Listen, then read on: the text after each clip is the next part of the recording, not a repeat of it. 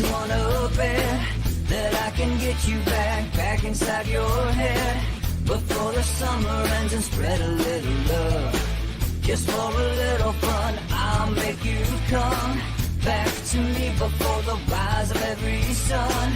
Baby, it's meant to be, I know you got a man, but he don't understand. You're gonna be a heartbreaker, you're such a love taker. So just suck me in and you can toss me like a cigarette, 'cause I just wanna be a bad habit, yeah.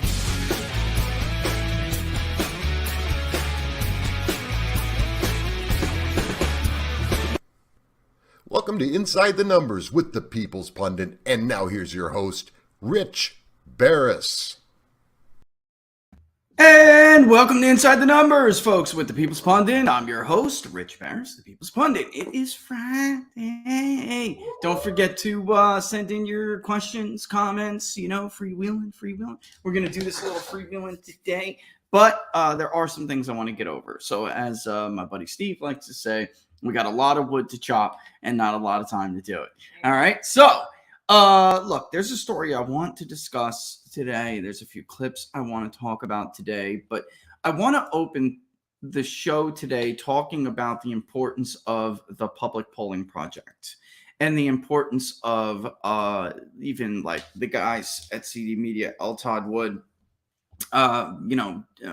kicking out, stepping up to sponsor the CD Media Big Data Poll. I feel like people don't take us, meaning pollsters or forecasters. God, it's awful dark in here. Get a little bit of light. 1 second. I get it. For the human beings that we are, at least one. For the human beings that we are, and sometimes, there was, as far as I know, there was only one perfect person who ever walked the earth. All right, Me? and No. that's. And that's the only gospel I know. So you should really take everything everybody says as gospel. You take the trends, you look at people you know can do a better job. And by the way, I'll apologize right up front if the storm takes us out. All right. But it did re-strengthen. It sounds like the wind and the rain has died down quite a bit. Fortified Barris did its job. All right. And generators kicked on. What? We'll talk about that a little bit more during the promo. Listen, though, it's important for you to know I'm going to make a claim right now, and it's going to be a bold one, but I'm going to 100% stand by it. Be bold. We pumped the polling industry into telling you the truth about Wisconsin. They would have had Mandela Barnes leading maybe the entire time, right? Laura's point. Please. Yes, they would have. Yes. If we don't fund a generic ballot, they'll play games with the generic ballot. If we don't figure out, and we're going to poll Arizona this week, I'm going to show you what we're polling. I want to get back in either Pennsylvania again or Ohio for the first time. Maybe we have to work some stuff out and have this conversation, because Wisconsin comes out. We have Johnson not only leading, but look, guys, I'm telling you right now, call people, who these polling sites, stuff like that, and people that I know, and I'm just like, within the first night, we got a pretty nice sample, and within the first night, I'm basically just telling everybody, there's no way that Ron Johnson is going to be down in this poll. There's just no way. He's ahead in WOW by double digits. He's doing Trump in the northwest part of the state. Now, I would have polled maybe a month before, maybe we would have had like a tie or potentially a Barnes +1. But these ridiculous polls that we saw just were never reality, even when they were dumping on him like crazy. Wisconsin is one of the most difficult states to poll, and the media and the university universe of polling firms, they're not good at it at all. So don't you find it at least a little bit curious that all of a sudden the polls this year in Wisconsin are favoring the Republicans? And by the way, we told you it's not just Ron Johnson, Tim Michaels has a slight lead. And when that lead, look at who was undecided, okay? Since our poll in Wisconsin to the polls you've seen now, which, there's been 4 or 5 that not only show Johnson ahead, but now even Fox News, one of the worst polls out there, especially in the Rust Belt, even Fox News shows Michaels with a lead, all right? Fabrizio and Anceloni, who are pretending to do the bipartisan shtick like the old Fox poll, all right?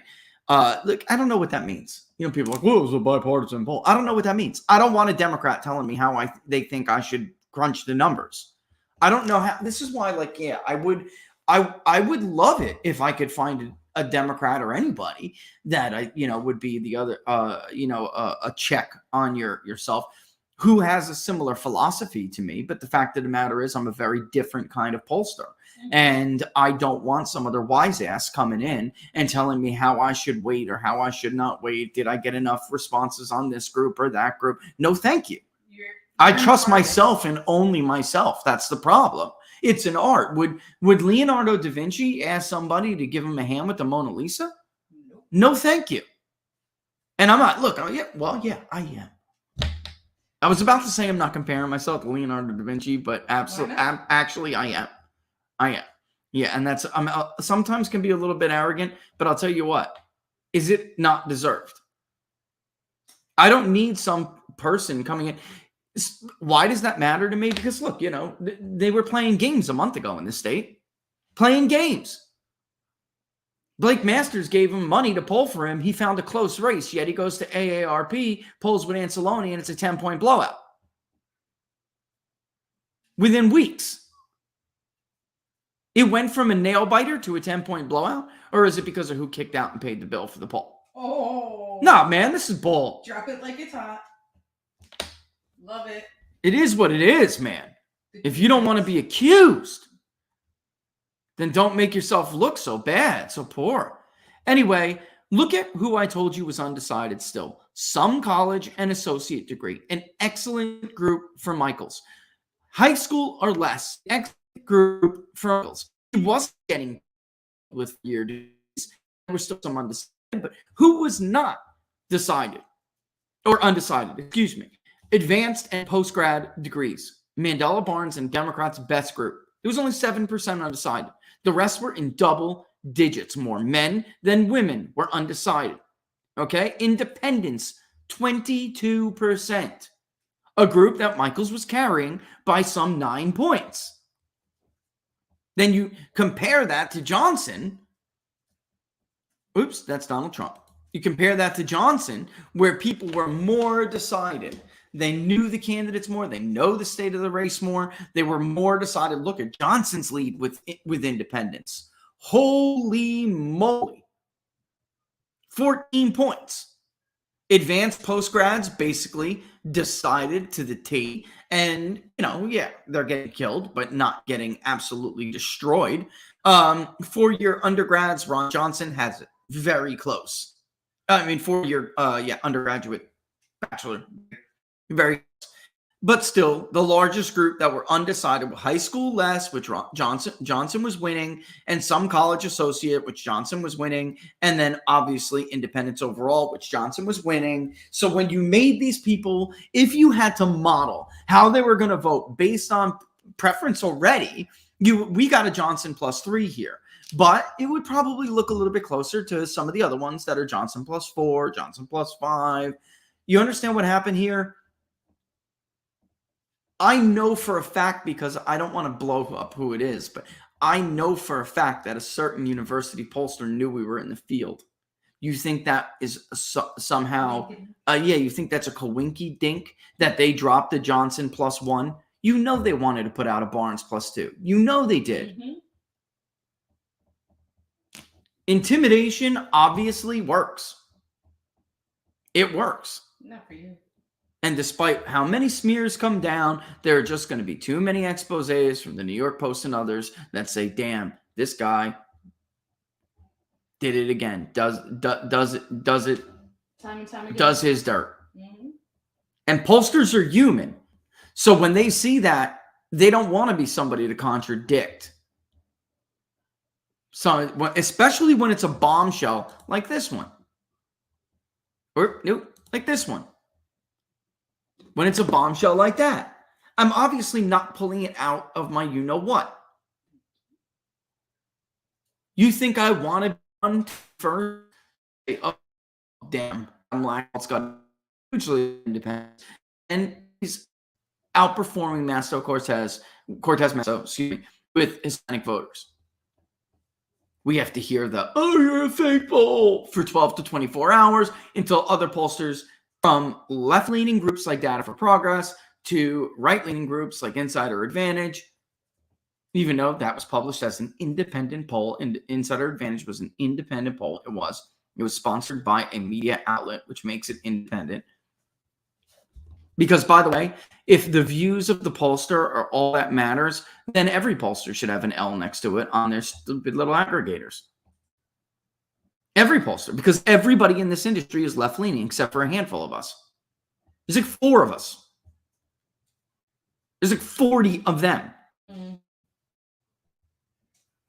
So that's how it goes. People are human beings. For instance, today, you think Spencer Kimball at Emerson College working for lefties, even though Spencer himself is not, it's not fair to call him a lefty.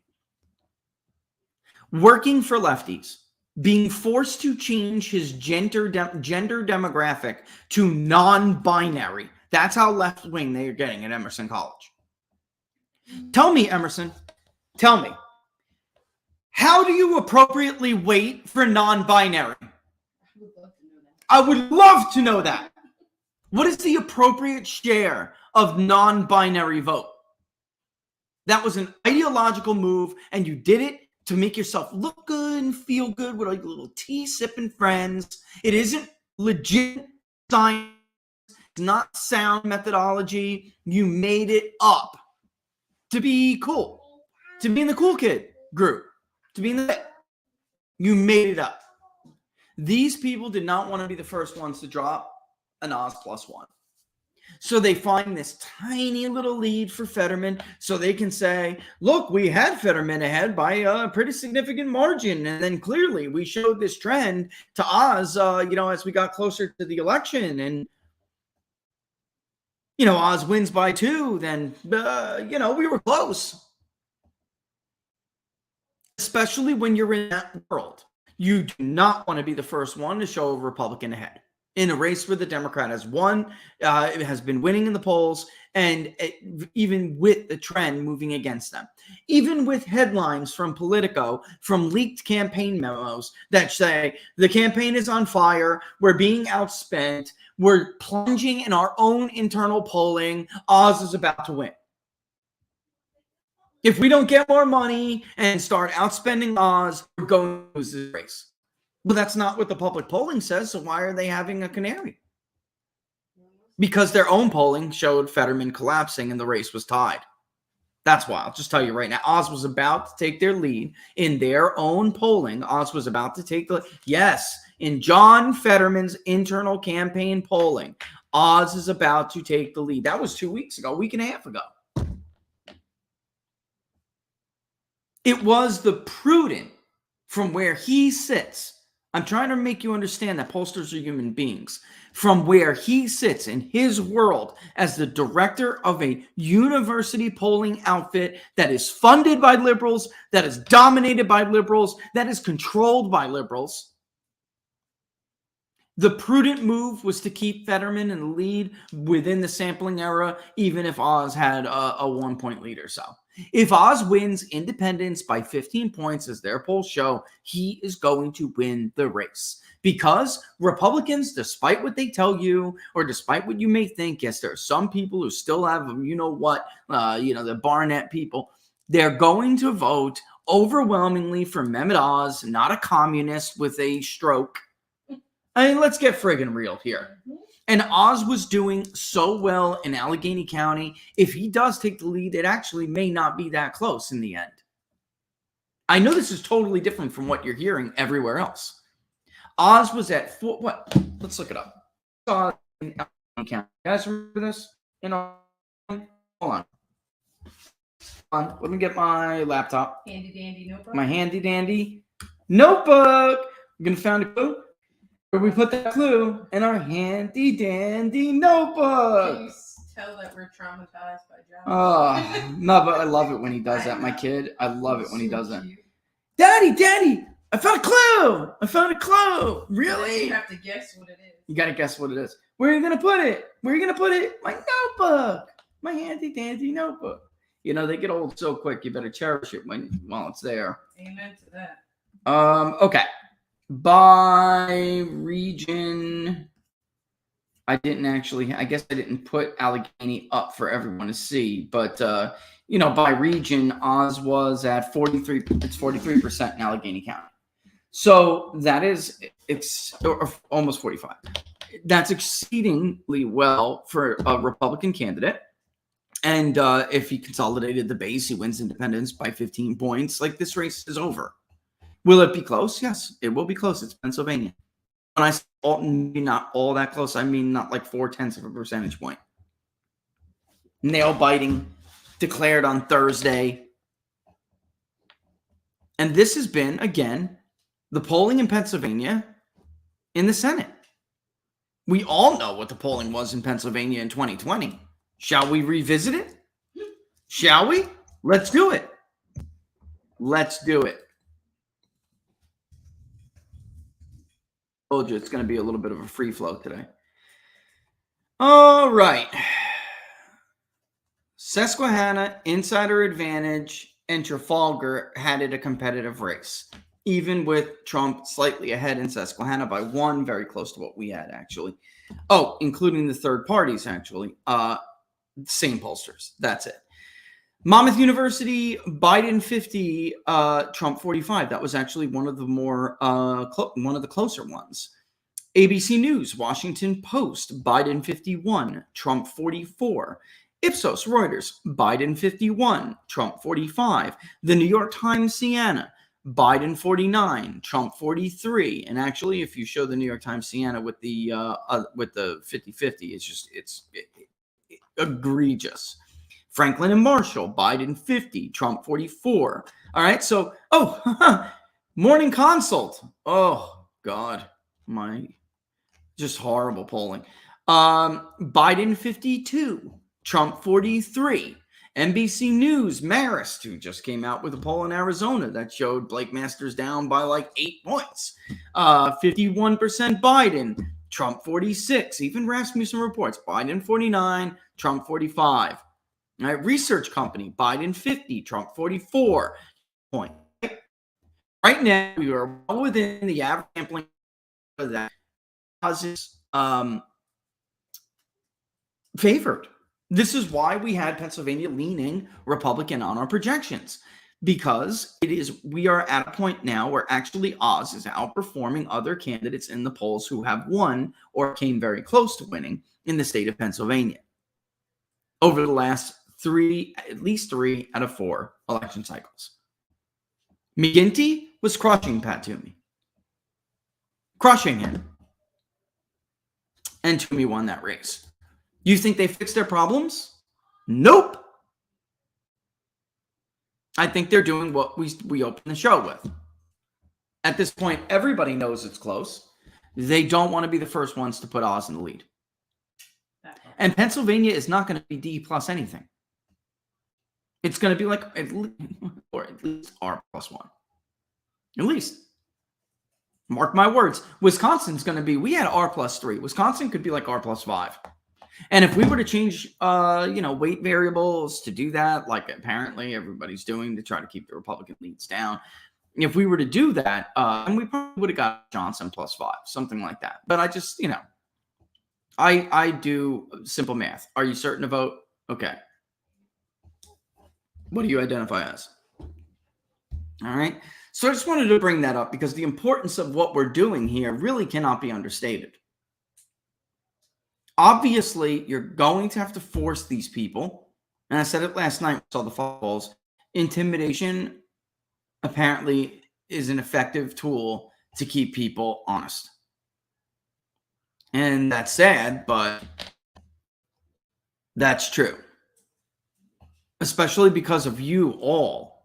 You know, the audience that we have, everyone who follows me on Twitter, everyone who subscribes on Locals, everyone who shares stuff and gets it out. You get somebody with that large of a following, you think Fox News wants to be the subject of one of the videos again, like we did to them with Ohio? No, especially since they know, believe me, they know they're likely to be wrong. Very likely to be wrong. And they're wrong, you know, Laura, Duncan +8, like they're all over the map.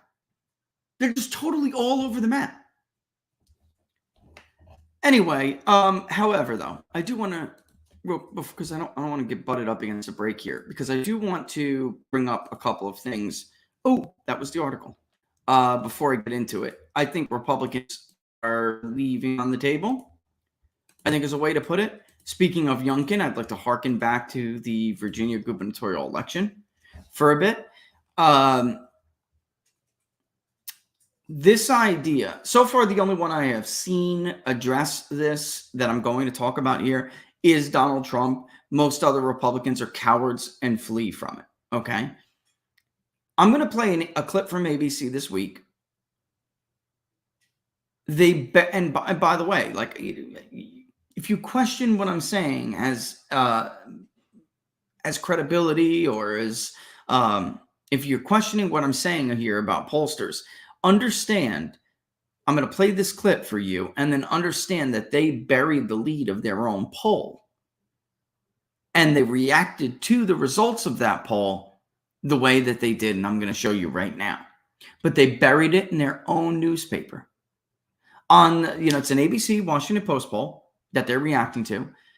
ABC talks about it like this, if they talk about it at all. And then on the Washington Post in their paper, the results that we're going to talk about were buried on like page 17. You think that would have been the case if the roles were reversed? Absolutely not. Let's play this clip. It's like 31 seconds. Listen to how they talk about this. You know, Donna, Chris Christie says this is slowly moving away from Donald Trump, and I think I actually agree with him, but the polling right now is not really showing that. Among Republican voters, he's holding firm. Our poll shows him defeating Joe Biden in 2024. Look, Donald Trump is, his house of cards are really crumbling down. He's under investigation just about everywhere. Too bad he's not in Louisiana. We'll put him under investigation just for showing up.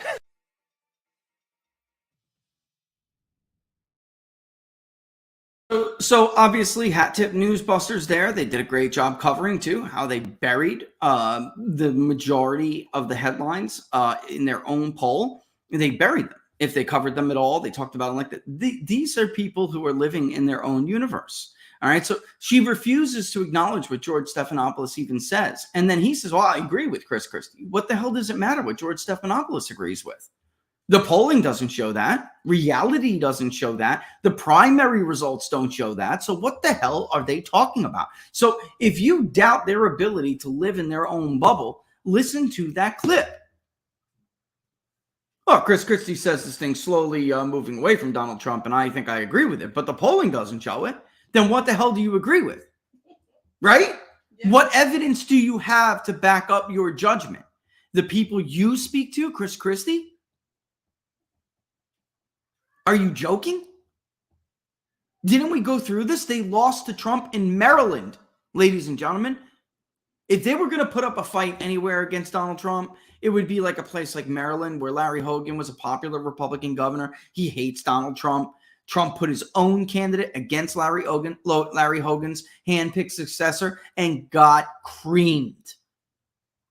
Creamed.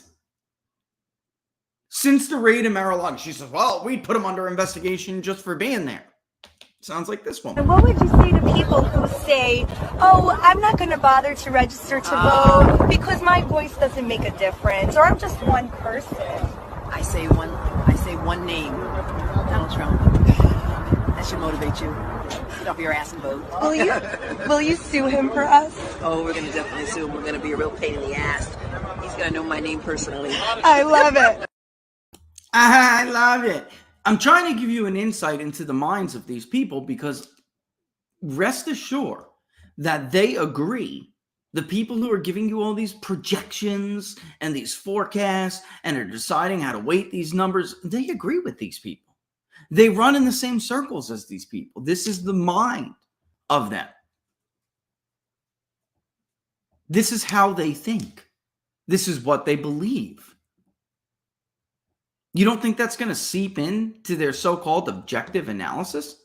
That's supposed to be the panel on ABC this week. That's supposed to offer analysis of the week's events and what is to come. Remember when Sunday shows were awesome? They recapped the week in politics, what went on this week. It was fantastic. They had multiple opinions coming at it from different angles. Everybody had their own idea about what was going to happen next week. And it was, this intellectual debate. It's not that anymore. And neither is the polling industry. I hate to break it to everybody. Or not the polling industry in the media space or in the university space. It's just not. All right. So, should I do this now? Right. Let's start now. No, I'll do it at 12:45. All right. Let's because look, there's been a lot of damage from Ian on the west coast of Florida. Tampa area, Fort Myers, that storm surge was horrific. Horrific. We, it shifted actually towards us. The sun is out right now. I'd have to check the radar and see where we are. It could be we're in like the is it? Because I think it's split off. Well, one went east, one went west. That's what it looked like was happening. And we had some pretty nasty wind, but Shea Barris held true. All right. There's a story that was out that I was tweeting about earlier, and I want to bring it up because, again, I think Republicans are leaving this stuff on the table. It's more than just part of the new culture war, right? And we talk about this. We did talk about this a lot during the governor's race in 2021 in Virginia and also in New Jersey, which the Republican Governor Association also completely dropped the ball. They'd have a Republican governor in New Jersey right now if they didn't believe the polls and the Nate Silvers and the Cook Political Reports and the Larry Sabatos, right? If they didn't believe them and they believed Robert as in Robert Cahaley, then which we told you that race was closer. And it was internal polling that we saw. Everyone was dismissing it. We went over it on the show. Everyone was dismissing it as, it's just an internal campaign poll. And it showed it was close. And what really should bother Republican voters about that, that episode, we actually showed some of the testing of the messaging from the ads. And Pat lost because he couldn't get that message out to enough people. He simply didn't have enough support from the Republican Governors Association because people who saw his message, who heard his message, not just on TV ads, he did it the right way. You drive up and down Route 9, you go in every damn diner along Route 9 in New Jersey, and you shake hands. That is how you win the state of New Jersey, especially as a Republican. Democrat can win it because they have an inherent built-in advantage there. But a Republican can do it by doing what Chris Christie did. By doing what Pat did, he just didn't have enough money to do it as effectively as he could have done it. Well, Doug Ducey and the Republican Governors Association, now it's Doug Ducey, left him just hanging. They abandoned him like they have abandoned Doug Mastriano in Pennsylvania. They don't want Doug to win. Doug Ducey is anti-Trump. He hates Trump. Most people in the RGA hate Trump. They don't want Trump to be president again in 2024. And everybody knows that the White House runs through the Keystone State. Pennsylvania is the Keystone State when it comes to the presidency. Whomever runs the governor's mansion has an enormous amount of power. I'll vote count legitimately. Whatever you want to say. Everybody knows that. It's not a conspiracy theory. That's how government works in our country. At the state level, especially. They know Doug is an ally of the former president, so they don't want Doug to be the governor of Pennsylvania when Donald Trump runs again in 2024. They would rather have a Democrat run Pennsylvania. Absolutely. Absolutely. Because they know the Democrat will do what they want done. which has blocked Trump from being able to win the state of Pennsylvania. I got news for you. Anyway, in our last poll in the state of Pennsylvania, it doesn't matter what the hell you do, Donald Trump's winning the state of Pennsylvania. Comfortably. However, that all being said, at the time, Pat ran a totally different campaign. He, like Youngkin, were talking about pocketbook stuff and cultural stuff. All right. And Republicans have left this on the table at this point. All right. They are not discussing this. Maybe they're cowards, whatever it is. Since that race, I've only done bring up. I want to read a story. All right. About, you want to know, we talk about this a lot. Democrats are very good at looking at the map and saying, wow, the demographic changes here, the cultural changes here, belief systems, whatever. I think we may be able to win the state of Georgia, not now, but maybe 10 years from now. I think Nova and Virginia, not now, 10 years from now. All right? They're very good at doing that. Republicans suck at it. You want to know how to make gains in the Northeast? I constantly hear Republicans bitching and moaning about suburban women crying, I can't, the suburban woman. You want to know how to appeal to the suburban women? Shut up and listen for the next 10 minutes. Here we go. Randolph High School investigating gender locker room dispute. Randolph High School girls volleyball team has been banned from its own locker room while school officials investigate a conflict involving a transgender student on the team. Vermont education policy says, okay, this is why this is not just a culture issue. Understand, Democrats were elected and they made this a state policy. The only way parents can change it is to elect a Republican government. It's not going to change. So while you pretend to be with the cool kid clique again, and we're all in favor of abortion access and rights and stuff like this, they're torturing your children. This is not in a super Republican area. Vermont education policy says students can play sports and use the locker room corresponding to their gender. What they mean by that is not their biological gender. Oh, no. The gender they identify with. But some members of the Randolph girls volleyball team objected to having a transgender teammate in the room while they were changing. I have said this over and over again. Governor Glenn Youngkin is the governor of Virginia because of groceries and grooming. Groceries and grooming. And I'm going to prove it to you in a second. It's a huge thing. Everyone's saying. So why aren't you allowed in the locker room, says Blake Allen, who, along with her fellow teammates, are currently barred from using the locker room after some of the girls on the team objected to allowing a transgender player in the girls' locker room. Quote, my mom wants me to do this interview to try to make a change, Allen said. I feel like for stating my opinion that I don't want a biological man changing with me, that I should not have harassment charges or bullying charges. They should all be dropped. Quote, well, understand it's the Democrat-led state government's law of the land that this woman, this girl, this young woman be branded a bully and a harasser. Why? Because she doesn't feel comfortable with a biological man looking at her breasts while she's in the locker room. Amen. Allen says that the dispute started when the trans student made an inappropriate comment while members of the volleyball team were getting changed. She says her issue is not with having the trans student on the team or at school, but specifically in the locker room. Quote, there are biological boys that go into the girls' bathroom, but never a locker room, Allen said. She says that fellow team members and parents have also raised similar concerns and have approached the school with them. They were told that under state law, the transgender student could use whatever locker room they identify with. This is the thing. The school, even if they're not run by nutcases, fringe, radical nutcases, and I'm going again to prove that to you. They made the law, so these people have to abide by it. The school board's hands are tied here because of the government the voters of Vermont elected. In an email to families, schools officials wrote that the school has, quote, plenty of space for students who feel uncomfortable with the laws may change in privacy, unquote.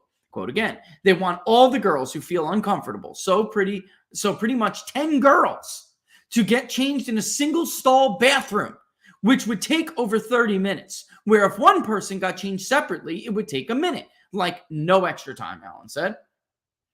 Understand what they're doing here. Putting these girls all out for the new championing of one person.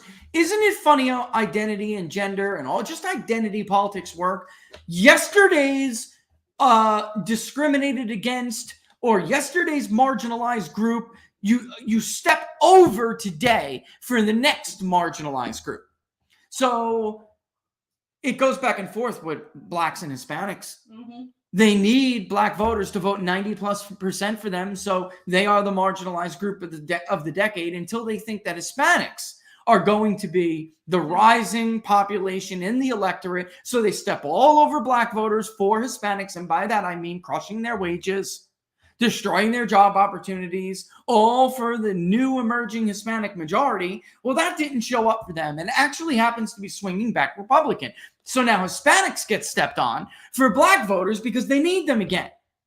Women, who once were the champion of it all, stepped all over for transgender students now. Goodbye women's rights. Goodbye suffrage movement. Goodbye everything. Now we have to put all of this aside and basically abuse teenage girls in the name of the new marginalized group. This is, folks, the script writes itself.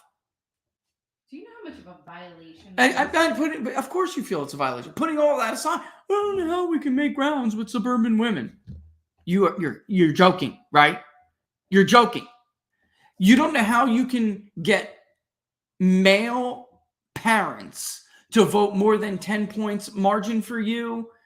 Glenn Youngkin didn't show you how to turn that in a 32-point margin.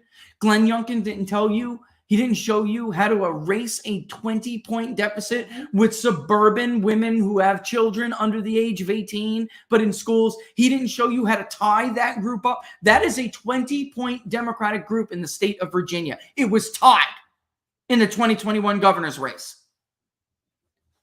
In the email, and I'm going to show you actually why men were so much more for Youngkin than women. It isn't the gender. It was the knowledge of the stories. We asked people how aware they were of those stories. Men were much more aware than women. Why? Men use different news sources. That's why. Women are still watching CNN and other crap, reading the Washington Compost. In the email to parents, student officials say they are conducting an investigation into allegations the girls harassed the transgender student. 10 girls say that he made an inappropriate comment to them. And yet the investigation is about them harassing the transgender student. We've seen this before. Oh, yeah. Oh, this encounter, what happened? 2, not 1, 2 events. Same student. Randolph co-principal Lisa Floyd said in an email that student safety was the district's top priority and that when policies are violated, disciplinary action consistent with the law will be taken. The Vermont Agency of Education officials were not available for comment, I bet, on Wednesday. AOE policy states in part that, quote, the use of restrooms and locker rooms by transgender students requires schools to consider numerous factors. But it goes on to state that a, quote, transgender student should not be required to use a locker room or restroom that conflicts with the student's gender identity. So there you have it, folks. There you have it. You remember, actually, that we polled this, don't you? And let me get the link. What on earth is going on here? Let me just hit republish. If I hit republish, it'll do it. Let me get the link. We polled this nationally, these issues. And honestly, at that time, it wasn't even about the locker room. It was about gender neutral bathrooms and about them, women and young women being robbed of academic scholarships and achievements. We polled that, and it was very clear that the overwhelming majority of Americans do not support, including those who would otherwise call themselves Democrats and have been voting Democrat for years now, 2-3 cycles. Youngkin could not have won that election without winning a ton of Biden voters. It was over 4 million, the size of the electorate in Virginia. It was not weak turnout. And how, by the way, do you know that you can trust these results? that we're about to show you because we got the electorate correct, because we got the election correct. So if we got the election correct, then you better rest assured that we absolutely got the people's sentiment on these issues correct. All right. And it's loading up. So let's take a look. Share. It's not going to have my cool font on it. That always sucks. But what are you going to do? All right. So Virginia's voters' views on public school policies toward transgender students. And this was the second one that we had done for locals, if you remember. Okay. Let's see. Can I do this a little bit? Yeah. That's big enough. Okay. Support is blue, oppose is red, purple is unsure. And if you remember at the time, when we crossed the unsure, you could see that these were people who were overwhelmingly telling us they were uncomfortable being honest with their political views during interviews with pollsters. So rest assured that the lion's share of those who say they're unsure on these absolutely oppose it. And they just didn't want to admit it. All right. And then we're going to go take a look at the crosstabs and we're going to have a good old time with that. All right. All right, so here we have it. Gender-neutral bathrooms in public schools. This was the biggie before the Virginia gubernatorial election. The student assaulted 2 girls in a gender-neutral bathroom in each school, right? And the Loudoun County Board of Ed tried to cover it up because they were, of course, the ones personally responsible for this policy. What did it take to erase some of these policies, to undo, to reverse some of these policies? It took electing a Republican government. Why is Glenn Youngkin so popular in the state of Virginia? It isn't because he turned the economy around. They're all still suffering there in most of the state, outside of Nova, where they're recession-proof thanks to you and your tax dollars. He's popular because of this. Because of the cultural issues. That's why he's popular. Joe Biden is unpopular in Virginia now. Youngkin is above 50%. Favorable and approval. Gender-neutral bathrooms.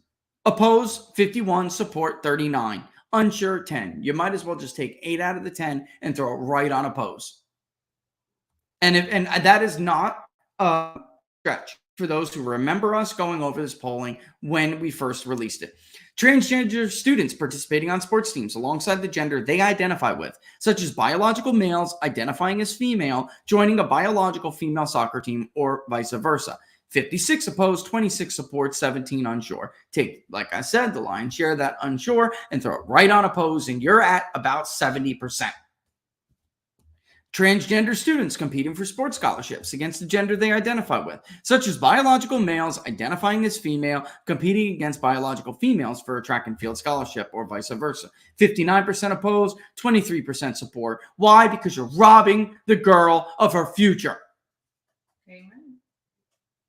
Laura and I met Riley in Dallas, and we were supposed to have her on the show to talk about this because I've been wanting to do a show about it for weeks now. And I said I couldn't do it at the time in Dallas, and that honestly, it would have been a better show if she would have waited, because I really wanted her to come on to go over all of this stuff. Yeah, sure. Right. And unfortunately, we haven't been able to make that happen since. But let's go to the crosstabs. And let's look at a few things here. Loudoun County news reports, okay? Are you aware of recent reports alleging that Loudoun County Public Schools, LCPS, covered up a sexual assault that occurred in a gender-neutral bathroom at Stonebridge High School on May 28th? Women were not as aware as men. About half of the female voters we spoke to did not hear about it. About half of the male voters we spoke to did hear about it. Keep that in mind. Let's go to parents. Yes, over the age of 18. I have kids over the age of 18. Yes, I've heard about those reports. 48, 46, no. Yes, one or more school-aged under 18. 49.5% said yes. Only 37% said no. Again, this slanted heavily male. Yes, one or more under the age of 18, but not yet school-aged. 53% did not hear about it. If they had no children, 52% did not hear about it. Now let's look at the vote by parent status. Where are you? If you had kids over the age of 18, 44, you were voting for Glenn Youngkin. If you had kids who were school-aged under the age of 18, you were voting for Youngkin 52-40. That's all you need to say. I mean, do you understand where I'm going here? When you got This was obvious. Well, when you have children, it's more obvious. It's more impactful. Yes, that's right. Absolutely. Transgender students participating on sports teams. Yes, I have kids over the age of 18, 64% oppose. Yes, I have kids in school, 56% opposed. Yes, I have kids that are 18 but not yet in school age, they supported it. Why? Because they're not dealing with it. Mm-hmm. That will flip so quick for them once they get their kids in school. Give it 10, 15 years, and these will be the people who are crying the hardest about it. But right now, they're good with it. So are people who don't have kids. What a shocker. Frankly, who gives a damn what they think? I'm serious. They don't have skin in the game. They don't have skin in the game. That's right. Have a kid and then let me see you change. Here we go. Robbing that kid of a scholarship. Yes, I have kids over the age of 16. 2/3 oppose. Only 18% supported. Yes, I have kids school-aged and they are under the age of 18. And yes, they are school-aged. 60% opposed. And that's stated. Again, 19.8 of that group said they were undecided. Do you think they're really undecided? They're not. Yes, one or more over the age of 18. Under the age of 18, but not yet school age. It was still support, but it really starts to tighten. And as time goes on, you'll see it tighten more. Let's look at how. And I got to pull up another data set to do it, but oops, it's 12:50. After the thing, I'll do it. All right. Yeah, I know. You're right. You're right. We'll go back to it. I wanted to show you vote share by male, female parents. Okay. And you'll see how men, yes, were so much more likely to vote for Youngkin, but that's because women were less aware of the reports. Enough of them were to tighten that margin for Youngkin against McAuliffe. Those women generally would have voted for Terry McAuliffe. They did not. They were even and split, while men were overwhelmingly 30 points pro Youngkin. All right, look, Hurricane Ian, everything else that's going on in the economy. I mean, for crying out loud, we were just going over on War Room, a story from CNBC. 60% of Americans are living paycheck to paycheck. That also includes, it's only slightly easier for people who have six-figure income. Even 48% of them, or 45% of them, are living paycheck to paycheck, which is up from 38% just a year ago. Things are serious right now. Okay, I'm telling you, that's before the shortages come. All right, drought, inflation, and even new policies. That's right, government policies are pushing America's food supply near its breaking point. That's why survival food is more important than ever. Create your own stockpile of the best-selling 4 Patriots survival food kits like Laura and I do. It's not ordinary food. We're talking about good for 25 years super survival food. Hand-packed right in the family-owned facility in the US of A. These kits are compact, they're sturdy, they're water resistant, and they stack easily. They have different delicious breakfasts, lunches, dinners. You can make these meals in less than 20 minutes. Just add boiling water, simmer, and serve. Go to 4patriots.com/TPP for the People's Pundit /TPP to get your 3-month survival kit. You'll get their famous guarantee for an entire year after your order, plus 10 free gifts, and free shipping. They're called 4 Patriots because a portion of every sale is donated to charities who support our veterans and their families. The link's in the description. Go to 4patriots.com/TPP to build your own stockpile today. And while you're on there surfing through their very awesome website to help you literally weather the storm, use TPP10, promo code TPP10 at checkout to get yourself 10% off all the rest of their stuff and products. All right. With that in mind, we're back to the data set. Where are you, Virginia? Generic ballot by county. It's kind of in the middle of the screen. She right. That was funny. Because I know we had done this quite a bit. All right, Virginia. It's sometimes look, its market site has got so many rows and columns in it. Oh, there it is. Virginia gubernatorial election final. Did I get it by what was the most important issue? That's another thing, driving the issues better for themselves. The ABC Washington Post. We went from Virginia 2021, where Republicans, for the first time in a long time, were winning on the issue of education, to Democrats now again having a 6-point lead on education in the ABC News poll. That is dereliction of duty, campaign malpractice. All right, it is. It is. How could you blow something like that? Slacking. Slackers. I thought I did make another crosstab specifically for this, or I made a chart. Here it is with bi-party, bi-parental status. We can look at it by. And there absolutely is a crosstab for it, but I think I'm going to show. I think I'm going to show the chart because, let me see, parental status nested by gender. There it is. Beautiful. Yeah. Yep, this is what I'm looking for. Okay. Stop sharing that. Okay. There you are. Beautiful. Come talk to me.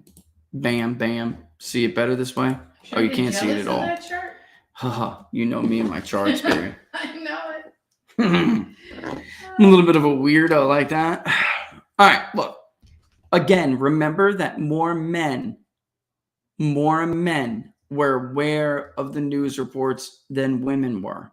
Okay? By quite a bit of a big deal. It was net 20 difference. All right?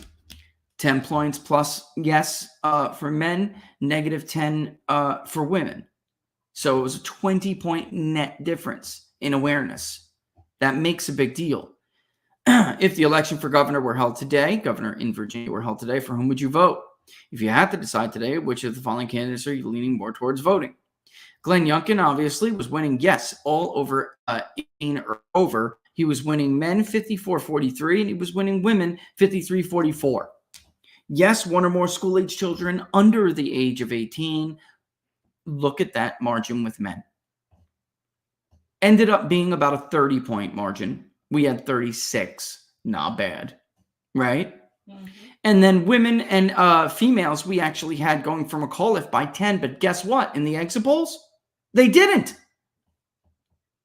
They were even. Interesting, right? Yes, one or more under 18, but not yet school-aged. Youngkin won that by a point with men, and he lost the female one. All right. Males, he won by about, 9 who don't have kids. Females, he lost by about, 28 who don't have kids. Okay. So, again, why are you not latching on to stories like this? Where is in their commitment with America, or whatever it's called? Parental Bill of Rights. Are you serious? It should be defend us Republicans vow, if elected, to defend your children against nutcases. To defend your young girls from nutcases who want them changing with boys. Mm. It's funny that they come at you and they're like, well, you'll be canceled for it. They're in such an extreme minority, even in a Biden plus 10 state. What do you think it would be in Connecticut with all those news stories? Connecticut was like ground zero for a slew of these issues with athletic scholarships, with achievements, with locker rooms, with bathrooms. It's been like a huge fight. Somebody asked a question, and I'm trying to research this. What is it? You know, we hear a lot of males that identify as females and want to play like in women's sports, but I'm not really seeing. I'm trying to find. Don't you find that funny? Would a woman identify as a That's a male fantastic question, and I've actually talked about this with several people. Yeah, but I can't find anything. There are some we were able to, but you can't find any. I think somebody had showed me like one or two instances, but look, I'll be honest with you. I'll be real honest. When I looked at this as well, and I've talked about this with numerous people who know more about this than I do. I'm just not that big into sports anymore like that, right? And the general feeling is that, of course, because there's more of an incentive for men to pretend like they're women. It's easier. Ladies, listen, don't get mad at me for saying this. It's true. We have different bone density. We're stronger than you. Come on. Let's get real. It's easier for me to win a competition with women than it is for a bench pressing competition. It's easier for me to enter a weight class with women in my own weight class than it would be for men. I'll tell you what, my old gym teacher in high school, he crushed me on a fundraiser one day because he was like, "Hey, Barris, how much you want to put towards the fundraiser? I'm bench pressing." He was shorter than me. And in case you haven't met the People's Pundit, he ain't that tall. And I was like, "Are you kidding me, coach? I'll give you like a nickel." I forgot what it was. And people were like, "Dude, penny, or whatever, or this or that." And I said a quarter, I think, or something. Ridiculous. I think it was this little SOB put up like 4 something. And I was like, oh my God. I can't remember what I said I would give, but whatever it was, it came to like $280 or something. So do the math. It was more than that, I said.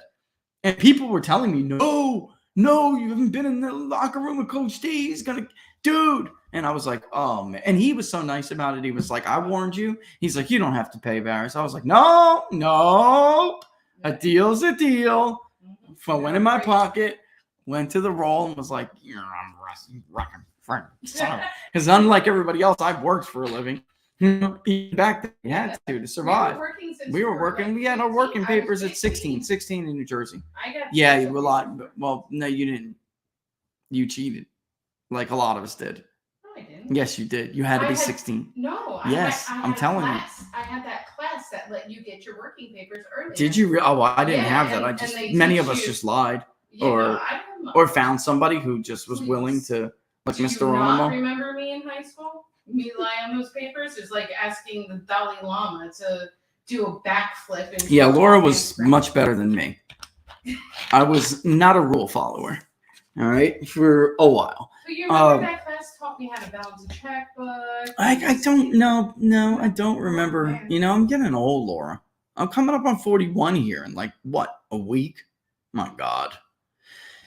We are not going to acknowledge the People's Pundit's birthday this year. We're just going to roll on over it.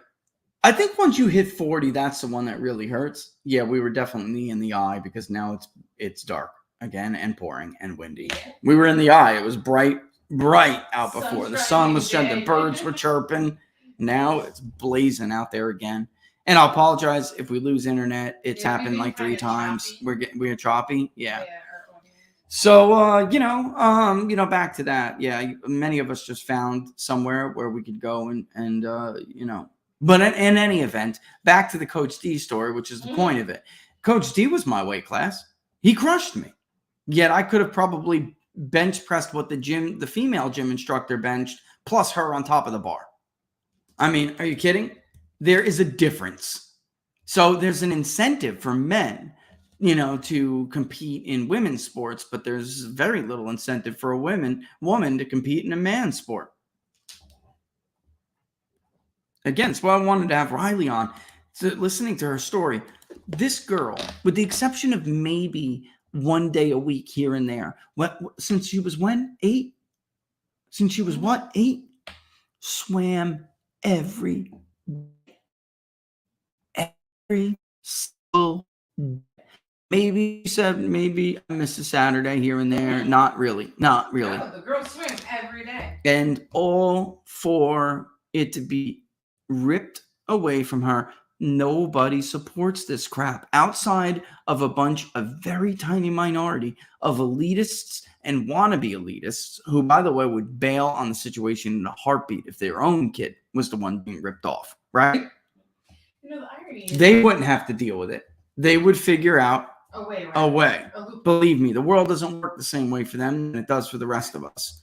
It would bother your kid, it would impact your kid, but it would not impact theirs. The irony of it all is that they're all big on democracy and majority rule, but yet they are the smallest percentile of the people that they're advocating for.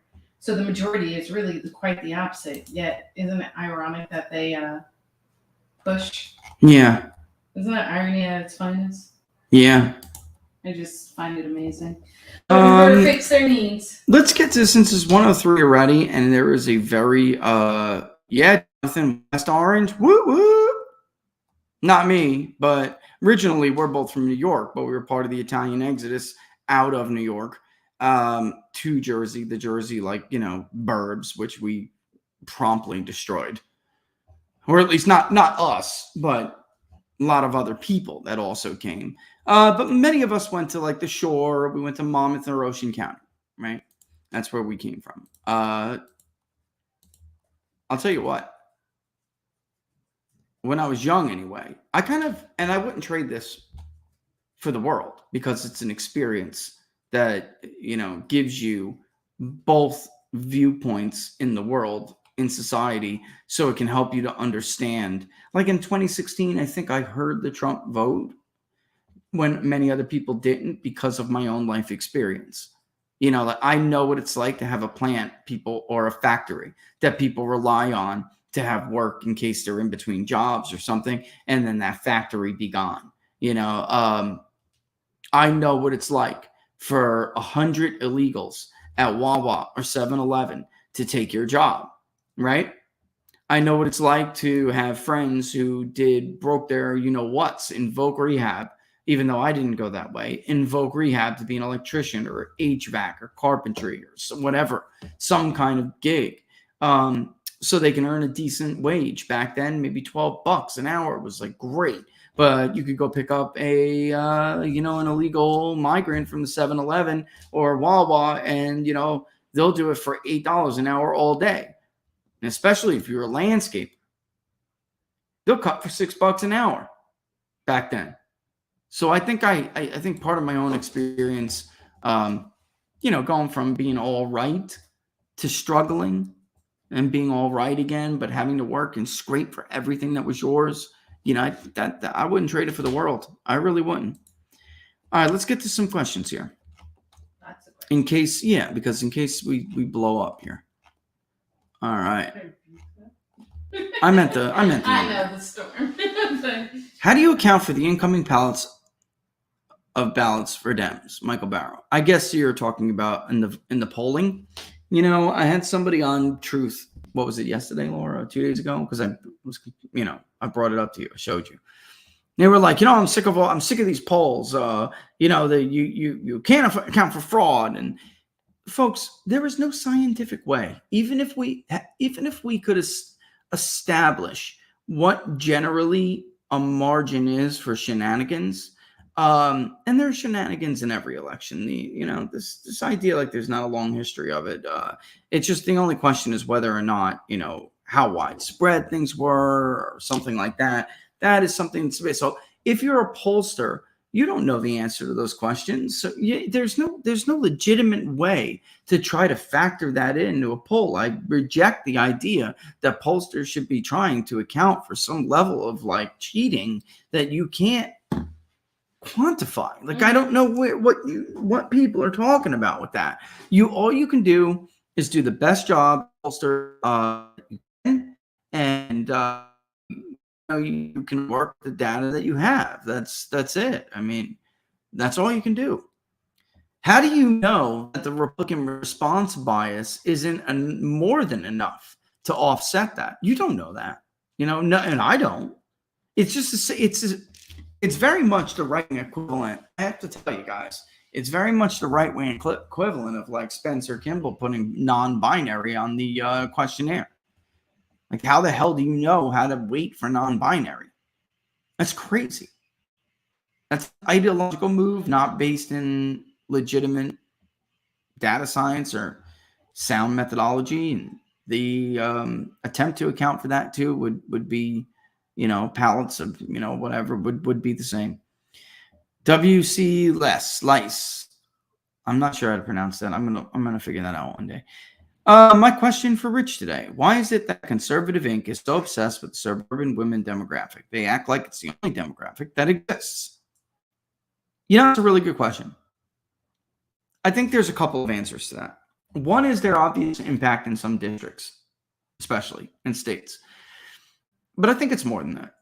I think Conservative Inc. is a bunch of elitist snobs. That's why I hit Ben Shapiro so hard when he does the things that he did a couple weeks ago that made me just go after him like a madman. And I did on purpose. They don't like you. No, I'm serious. They don't identify with flyover country. They make a living off of flyover country. They suck up to flyover country. They pretend to be flyover country. But the truth of it is, they don't really like you. They don't want to be the party that represents you. If you want to tag along and vote for them, then by all means, you should do that. They'd be welcoming it, but they don't want their image to be aligned with you.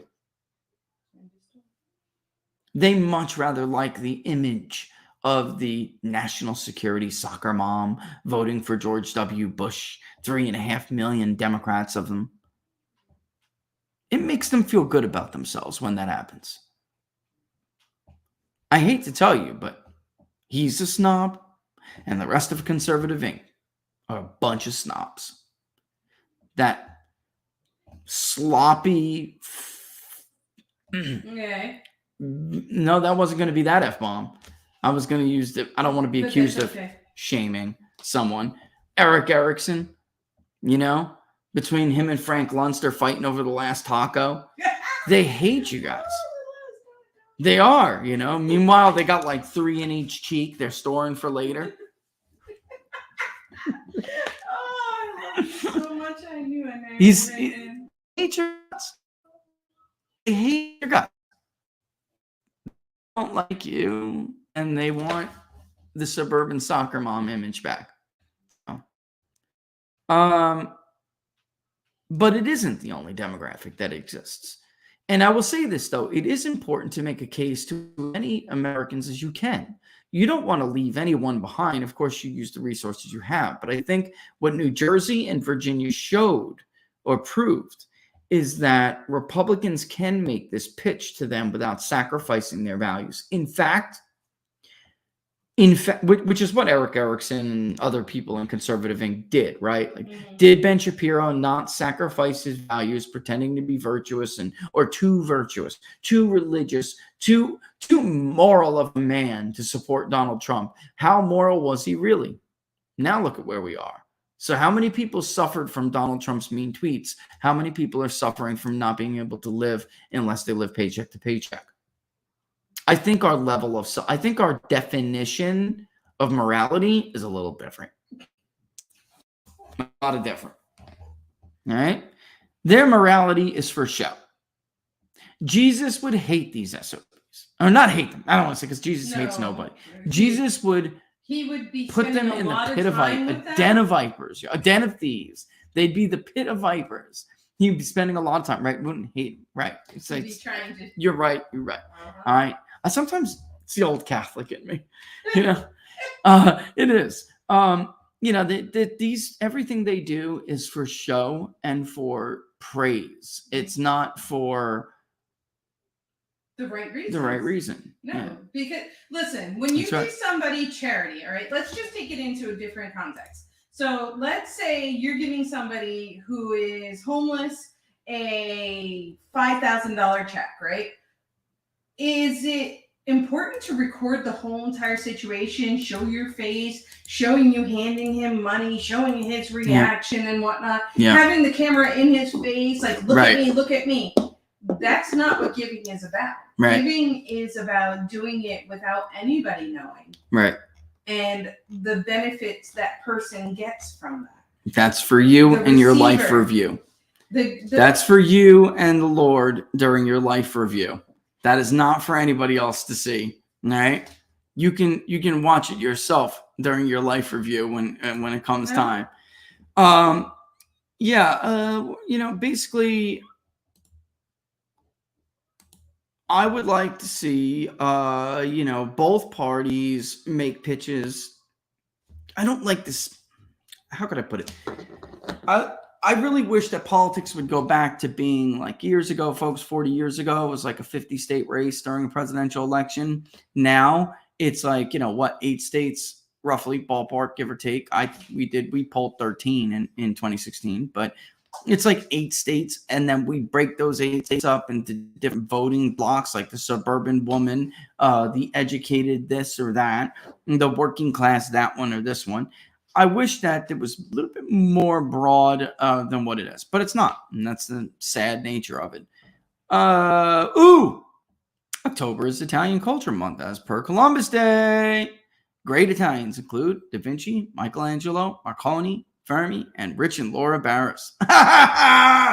Yeah, they chop. And for those who are always wondering, I've researched this quite a bit. I don't know 100% for sure, but when my great grandfather came and he came through Ellis Island, I think they saw the port that he left from, and he really speak that good of English. I think they saw the port he left from, and they tried to do their best to copy it, which would be Bari. Right. And I think they did. I don't know. Others in the family say the name was longer. It was like Barisi, which I think is right. I'm doing record searches that I did. And then, when they get there, guys, and if you can't really speak, the right, look at The Godfather, right? They talk about Vito's story. He came from Andaloni. They just wrote Vito Andaloni, right? So it's, it got messed up. So I'm not really sure exactly how my last name got the way it did, but it's actually weird because what it is now is a Turkish name. It means peace in Turkish. In Turkish. Yeah. And there are people with that last name in Turkey, quite a bit of them. But that is just happenstance. It's how it went. Next analysis for you folks, whether Rich's being in the field improved everyone else's accuracy. Sandy, this is what I'm talking about. I think that it certainly improves their honesty. And if we are as accurate as we have been in the past, then it will go without saying that it improved everyone else's accuracy. In 2016, 18, and 20, they frankly ignored us. In 2020, we got a lot of attention for what we did. So it was like, at this point, even Fox News is emailing. That's just happened the other day. Oh, what'd you do for this poll? What'd you do that? So believe me when I tell you, they're looking. So when we release Wisconsin and they're like, hey, you mind sharing what you did with us and how you got that? Like, yes. You got a methodology question? Are you hiring me for a job? But yeah, it seemed like, do you want my data set? Do you want to copy and paste? What are you asking me here? So don't tell me we didn't not bully them, but don't tell me we didn't influence their thinking. All pollsters do this stuff. That's why I tell you guys, for those of you who followed the polling project in 2020, do you remember when you would send me polls and I'd be like, stop it. Right, Laura? I do this. I get to a certain point, a couple, 2-4 weeks. I'm almost there now. Where I'm just like, stop it. Stop sending me polls to look. I don't care what that pollster says, because I'm guarding myself from potential bias or influence. That's why I do that. For those of you who have been following me as long as you have, or longer than most, that's I do that. And that's why. Maybe there's 1 or 2 people I'll talk to. I do know a lot of other pollsters, of course, and we do talk to each other, but I don't want to see this pollster's result. This one's, I don't want to see it. I just want to do what I'm doing. You can ask that. You can ask that pollster why their poll doesn't match our poll if you want. Yeah, right. That's why, Sandy, I think it's so important what we're doing here, because look, Wyoming, somebody's gotten the next question. That's a great question, by the way, about Wyoming. And I'm going to have to do an estimate here because the state of Wyoming does bar some release of some information, which sucks.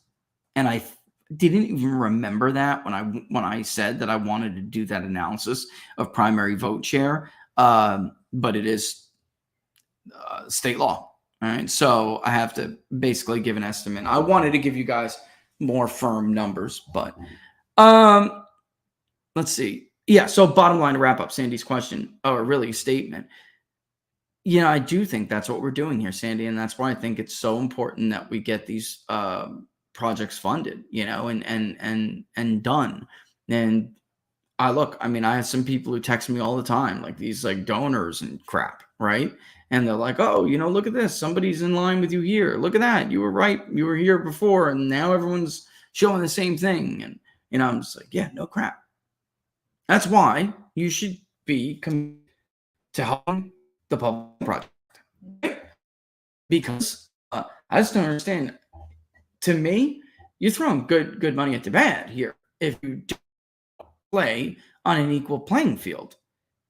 And there's no way we're going to be able to go tit for tat with them because they have more money and resources. But what we can do is offer part of our contribution to the conversation about where we think the election is going. And based on our record, which hopefully will be more accurate again, based on our record, they'll have a better influence on their behavior. I don't want to say influence, just keeping them more honest. More honest. That's what I mean. Influence their mind, though, because Laura, look, this is what I mean. If I would have published a poll in Pennsylvania on Monday that said Oz and Fetterman were tied at 47, let's say, okay, Emerson would not be Fetterman +2 right now. I'm just saying, okay. I just don't want it to seem like that you're trying to influence. No, I just want them to be square. Yes. I'm not the one who's been overstating Democratic support by double digits for 4 cycles. Yeah. This has got to stop because of 2 reasons why.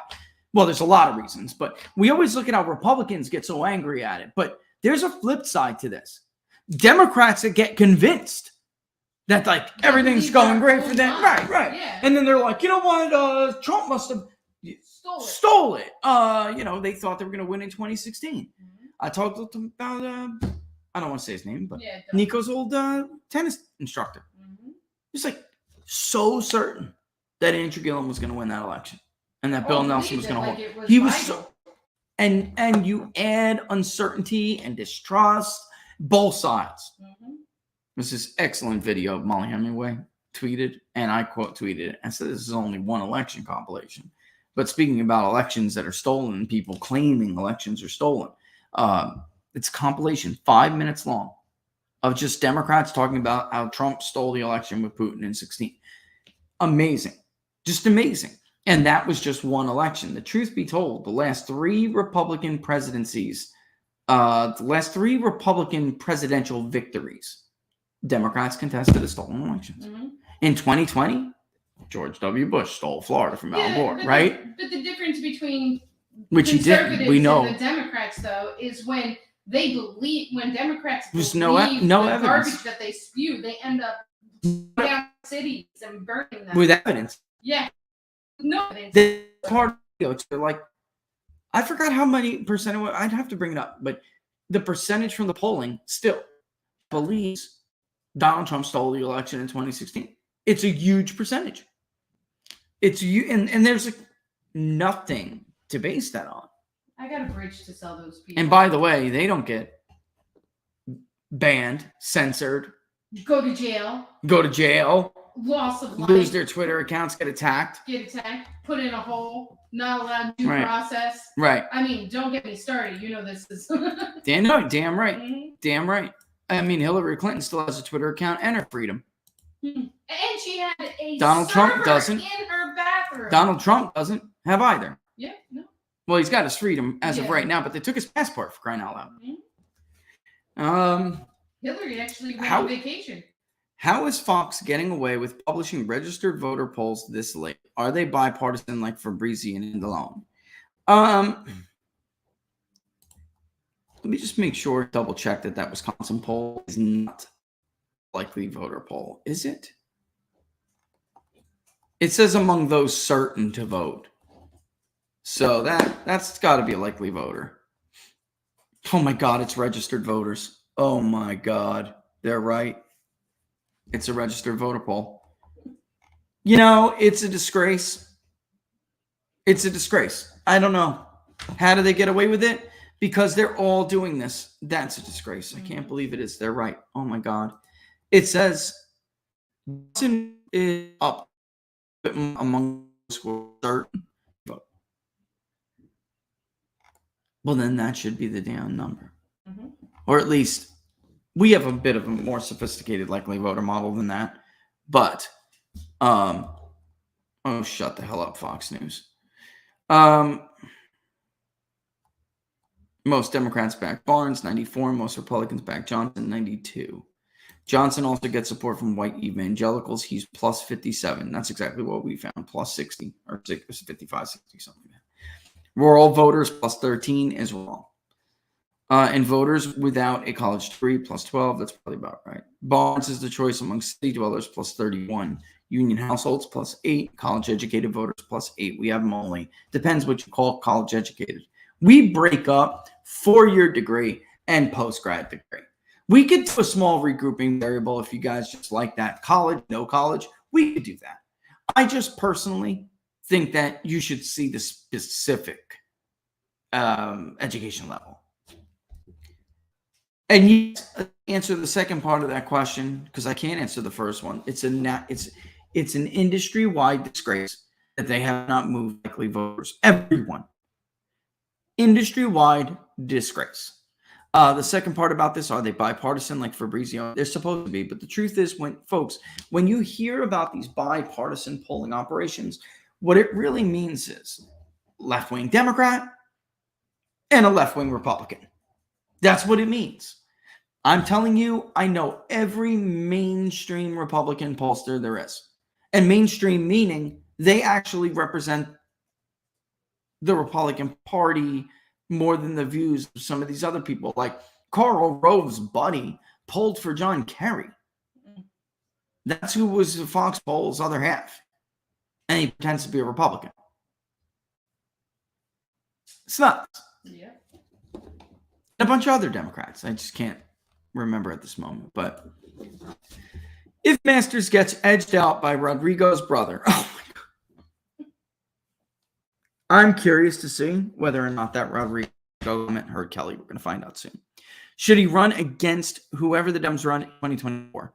I know Sinema is potentially a tough out because of a chunk of GOP will forever be loyal due to her filibuster vote, but she might be vulnerable in a primary. According to the AARP poll, which is the pollsters we just were talking about, Fabrizio and Anzalone, she's unpopular now. Basically, everybody hates her. I don't believe it. Talking about Kirsten Sinema. I don't believe it. Arizona is not left-wing. It is not a leftist state. Mark Kelly has more money, maybe, and has been able to make himself look like a moderate, but Mark Kelly will eventually be gone, I think, before Sinema. I believe that. Why? Because Sinema made herself a maverick, and Arizona likes mavericks. They like it. Kelly is not a maverick. It's just that Blake Masters has not been able to get that message out. Not as much. He just hasn't. However, that race is not over. Do not let people tell you that that race is over. Oregon is absolutely a tight three-way race. The Republican is up. I have seen now 3 polls that show the Republican is up. They could win this thing with 40% of the vote. They can win it with maybe less because the independent, the other third-party candidate, is getting a lot of the vote. The Democrat is not popular, and they're fighting. The lefties are fighting amongst each other. So the Republican absolutely could win this race. And there are similar situations down ballot in Oregon 4, I believe it is, in Oregon 5, I believe it is, where that's happening as well. Let me take a look and see which one in Oregon it is. Hold on. Wow, I got to do it already almost. Give me 1 second, guys.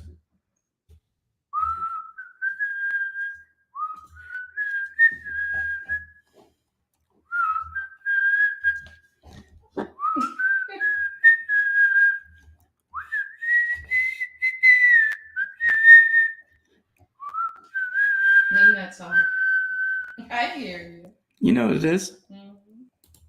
Take me to the magic of the moment. All right, it is Oregon 5.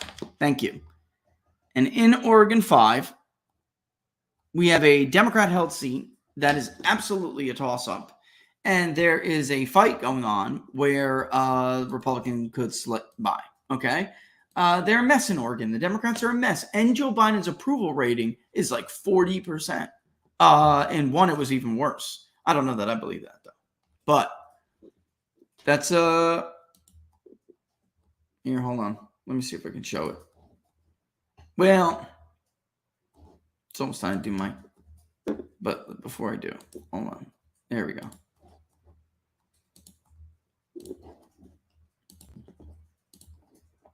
The wind of change. Bang. Okay. All right. Here's Oregon 5.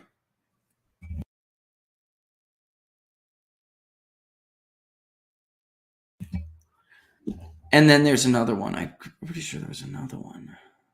Missing one here. It's not likely, is it? Yeah, I guess it's listed here as likely. It's open. Then I am thinking about 5. I'd have to go and look at the specific ones I have broken down. I guess it is 5. 4. Aha! That's it. 4 and 5. I was right the first time. Why do I doubt myself?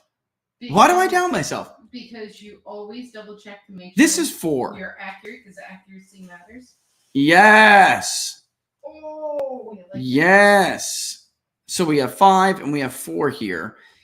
Listen, in an R+3 or more environment, I would say 4 is probably gone. Maybe even less. Listen, let's talk about the size of the generic ballot lead and why, what it could mean. I have seen some of these funny little simulations out there. How much will the Republicans or Democrats win by? And then here's my map based on that. That's cute. That's not how the world works. I mean, maybe 80% of them will be, but that's not how the world works. Coalitions, political coalitions. The only thing consistent about political coalitions is that they are consistently changing. Okay? So there are always these surprises. Nobody sees this guy or that girl get knocked off. Nobody ever expected this one to hold on. They hold on. There are always surprises, especially in volatile first-term incumbent midterms. All right? I don't think Republicans need to have that big of a lead to take out districts like Oregon 4. Listen, in 2020, folks, again, let's put this in context. In 2020, the final RCP average for the generic ballot was around D+7. All right, or around that. But it was they won by about 3 Democrats. They won the national vote by a little over 3. And what happened? They lost 15 seats. So if you shift the country another 3 nationally, that's going to take out districts that, some of these modelers really aren't considering. If Republicans lead on the general, if they win the House vote by 2-3 points, if they win by 5, it's a wipeout. If they win by 2 or 3, it's still, think about it. It's a good night for them. All right. By the way, how would that translate to the other races in the Senate, for instance? Well, given the percentage of ticket splitting, they are out there again, but it's not as high as it once was. Then you're looking at, like an 80% chance that Republicans hold everything and pick up at least 2 others. At least. Hell, even if they lose the House vote, they can still the ad. There's ads everywhere. I don't know. I mean, there's nothing. I don't know how to get rid of it, but it's all right because I'm getting rid of this right now anyway, because it's that time.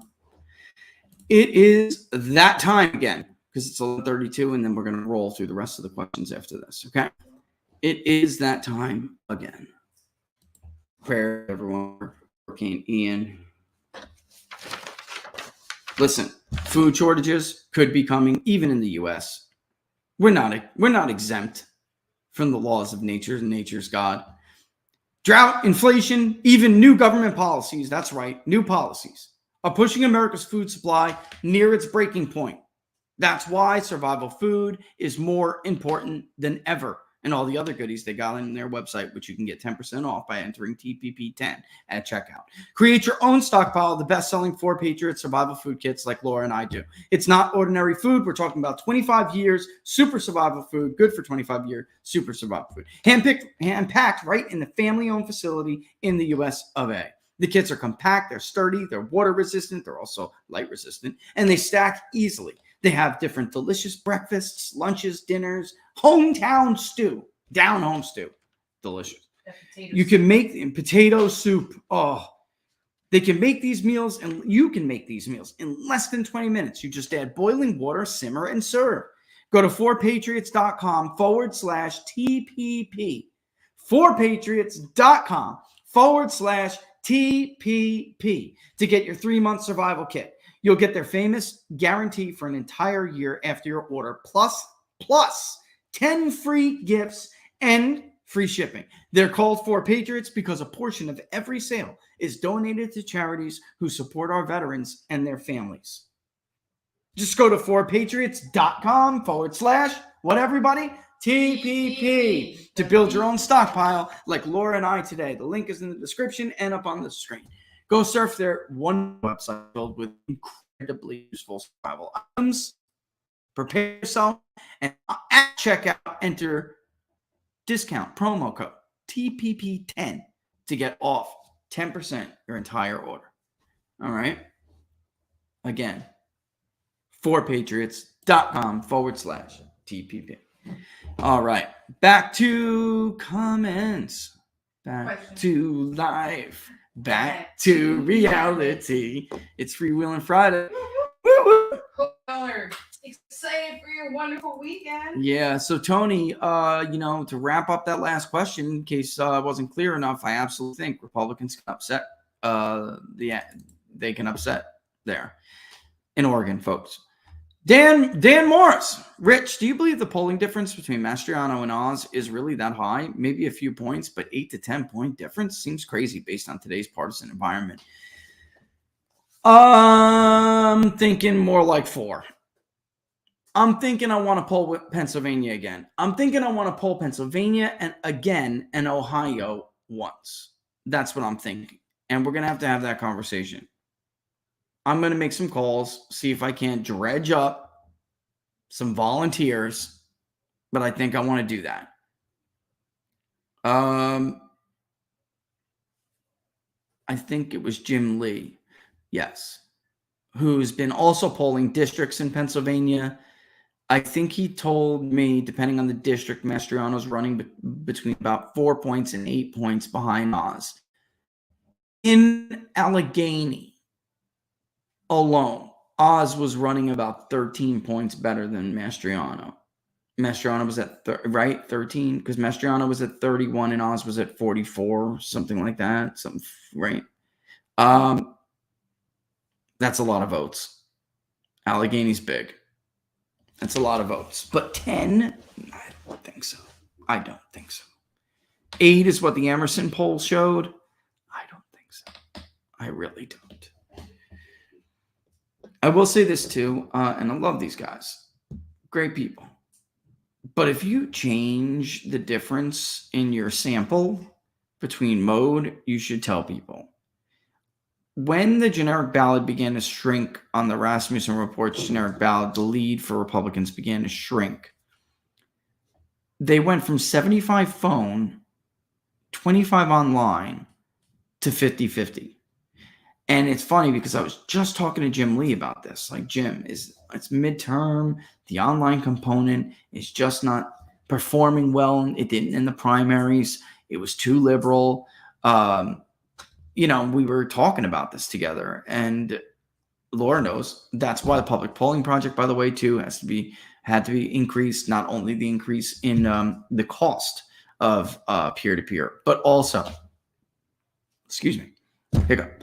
But also, oh, come on, don't do this. The amount of the sample had to be increased. That is phone component. Now, I hate live caller. You know that. It is too expensive and way too liberal. I hate live caller. So we have other ways of using a phone component. And I'm curious, and I'll ask them. After the show, I'll send them a message. I'm curious to know whether or not they were 50-50 again this week. Because that would explain why Republicans lost their bigger lead on the generic ballot in their polling. You absolutely could take it down to that. And just so you know I'm not full of it here, let's go to what? Let's go to Wisconsin, okay? Let me go to market site. This is a great question. Great question. That's basically giving me a reason to do this. Where's Creative Destructions folder? There they are. Fetterman is repellent to anyone who meets him. Is what? Repellent to whoever meets him. Tell you what. If the shoe fits. If the shoe fits. Let me show you mode. Let me edit it. I know it's the difference in Nevada was significant too. Most people won't show you this. They will not show you the mode difference, okay? But I'm going to. Let me zoom back out. I can't see. Okay. It should be in survey data. What mode is it? There it is. Okay. So I'm not going to update it. I'm just going to do it so you can see. I'm going to go to mode, and I'm going to show you the difference between online and the phone. Okay. Let me close the editor.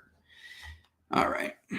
And by the way, this is why Jim Lee and I don't like the all online panels during midterms. Okay.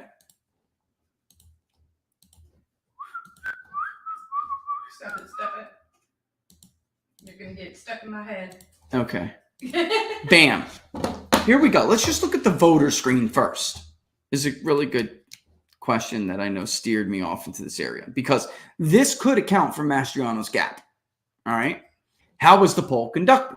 Who did they speak to? You're going to get more high interest Republicans who tend to be more liberal and moderate. Well, they'll vote for us, but they're not going to vote for Mastriano. It doesn't mean they're 12%. You understand what I'm saying? It really does depend. Look at thinking about the midterm elections in 2022. How likely are you to vote? This is OSP, stands for Online Survey Panel. Sometimes I label it ISP, Internet Survey Panel, okay, or whatever. And then this, of course, is the phone component, okay? Certain to vote overall was about just under 90%. Likely to vote, the odds being greater than 50-50 was 8. Unlikely to vote, the odds being greater than 0 but less than 50-50. Basically, an unlikely but possible was 3%. These people were included because they have vote history, okay? That suggests, and I'm not going to get into the crux of the likely voter model, but if they, like I said, I'll give you this example. Doris says, I don't know if I'm going to vote, but Doris is 82, and Doris has voted in every freaking election since she first turned 18 years old. Doris is voting, okay? All right. 74% on the online survey panel were certain to vote. 74%. 97% that made it through the likely voter screen and the SMS are certain to vote. All right. Big difference, right? Big difference. Now, extremely enthusiastic. We talked the relationship between extreme and certain. 51% on the online, 75% in the phone. And now let's get to the crux of this, okay? You can see how Biden's approval rating is actually doing a little bit better here, but look at Ron Johnson's support versus Mandela Barnes's support. Isn't it a little bit weird to you that Biden's approval rating is 48% in the online survey panel? It's 35% in the SMS.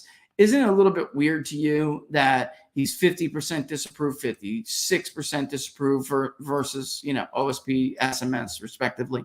And then you go down, and it doesn't even make sense that one is so much strongly more in favor, strongly in support of Joe Biden when this one isn't. Just that because you're getting more likely voters and they have more stronger feelings, okay? Ron Johnson is trailing Mandela Barnes in what we collected from the OSP, all right? But in the SMS, he's leading Mandela Barnes by a big amount. This is why I like to have a more mixed methodology, because I'm getting basically different voters through different modes. I tell you this all the time, and I'm showing you right now that it's absolutely true.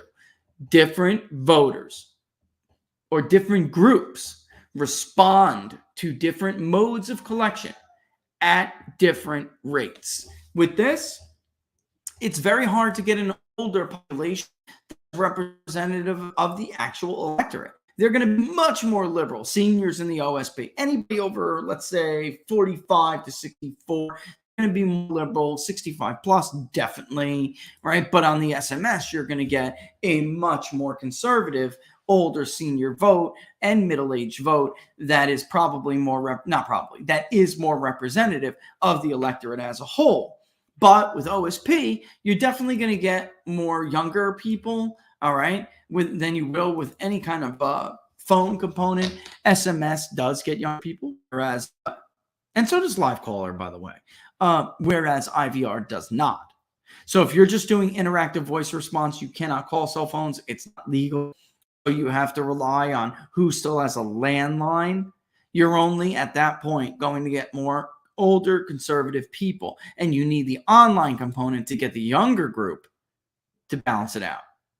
All right, and that I don't like to do. I like getting essentially multiple modes that have roughly, you're going to get, a higher, younger, and more female slanted panel online than you will get on the phone, but I'm shooting for different targets for each one. And then overall, I know that I'm going to reach different people from different age groups and genders at a higher rate with certain modes over others. And together, when they're modeled correctly and propensity is done and raking is done, the secret sauce comes together. And I don't, it just works out.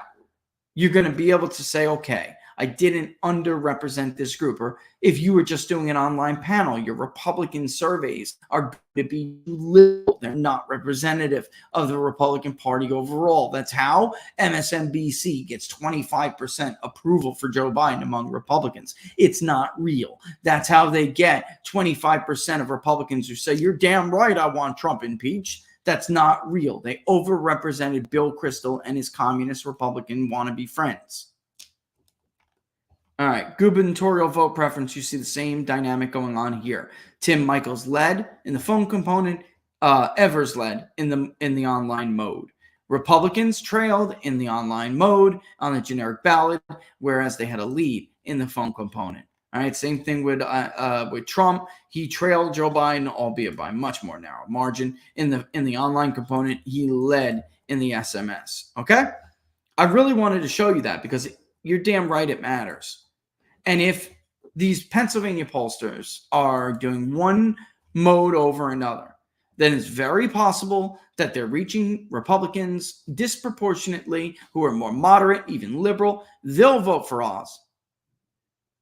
They will. And by the way, the same is true with independents. They'll be more moderate, more liberal. That's why, you remember my little attempt to help Nate Cohen in Florida in 2018 and 2020, and he didn't listen. His mode skewed toward participation at higher rates among more liberal and moderate, if you want to call them that, people. So he didn't get an independent sample that was representative of the entire independent electorate in Florida. And he sure as hell didn't get a Republican sample. So it doesn't really matter if your poll is R+3 at that point. It doesn't matter because you're understating true Republican support for a candidate. If that is the case, then you're likely to show Mastriano doing significantly worse than Oz. But I will say this. It was always true, like I told you, even though our poll had Mastriano basically tied with Shapiro at that point, and Oz was down by 3.5 or 3, let's just call it 3 and change, to Fetterman at that point. It was always true, like I explained, that Oz, if he consolidated the base, was going to run ahead against Mastriano. That was going to happen. Why? Because Oz did better in areas Mastriano was not doing well, that are not areas where Republicans do that well. So Trump is the only one, Trump a la 2016, who did as well as Oz is doing in Allegheny County. He got 42.5%. Oz is at 44. Trump now, by the way, is at 45 in Allegheny, 40 something, 46, 45 or something like that. It's ridiculous. but Mastriano was at 31. That would easily slingshot him beyond Mastriano. It's just that he needed to consolidate the more conservative base. He needed to consolidate Mastriano's base. Now, there's a second part of this, Dan. The second part is the bias that we're seeing, the social desirability biases and the Republican response biases, that would also hurt Mastriano more than it would hurt Oz. Okay? And it doesn't mean he's not still running behind Oz. It's just that he's not running that far behind Oz.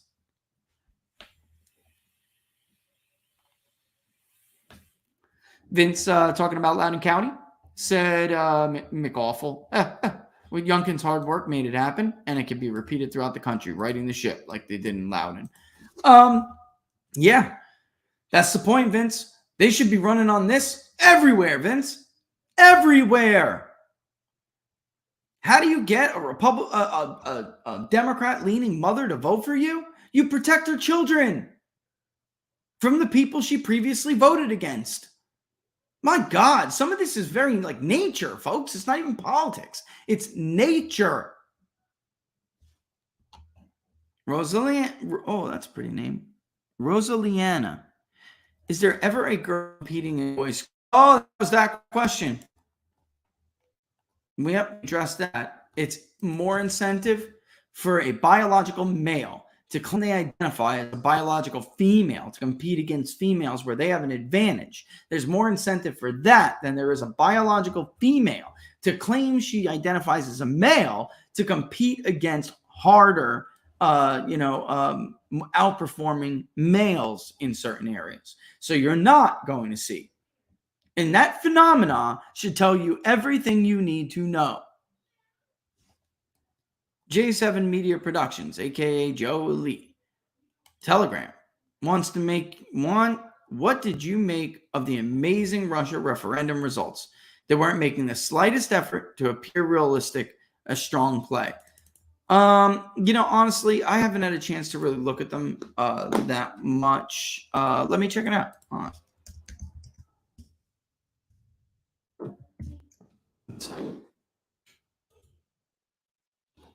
Let me I know what the U.S. said, but I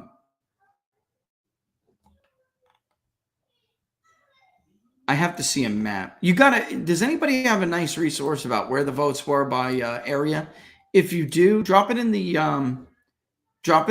comment section, because I haven't had a chance to take a look at it. I bet your Barnes has.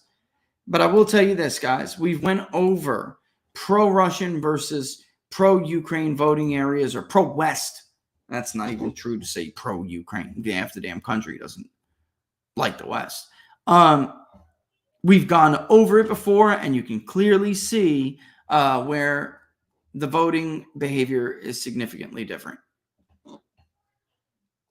Let me see. Anybody have it? Nobody's got it so far.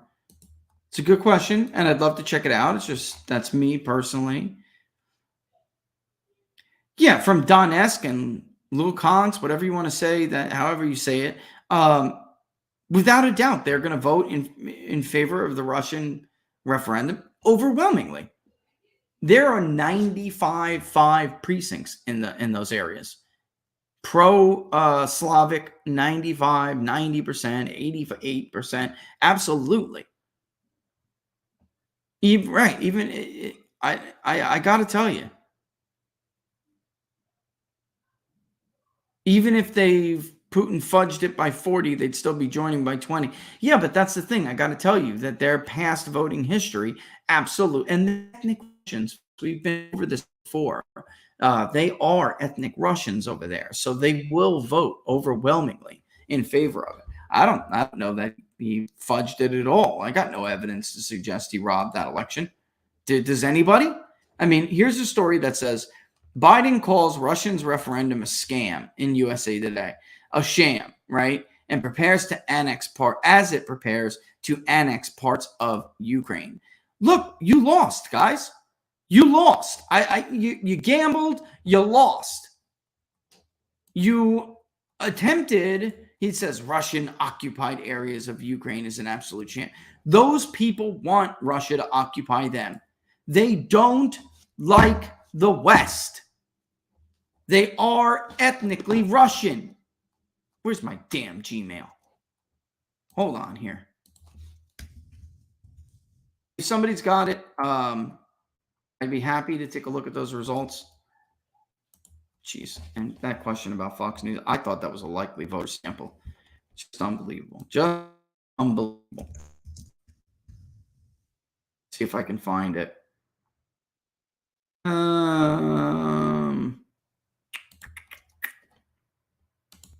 He may have emailed them to Big Dad, actually. I'm looking for something else. Here's a bunch of, that's turnovers. I'm looking at some of our old, Robert and I's old content that we put together for the show, because I know we had maps of old election results. It may be in my other email. Let me check it out.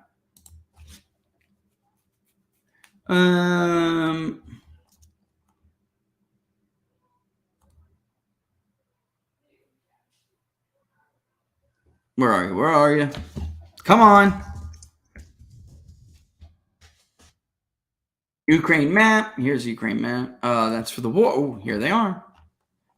5-year production. Oh, that map sucks, though. That's so small.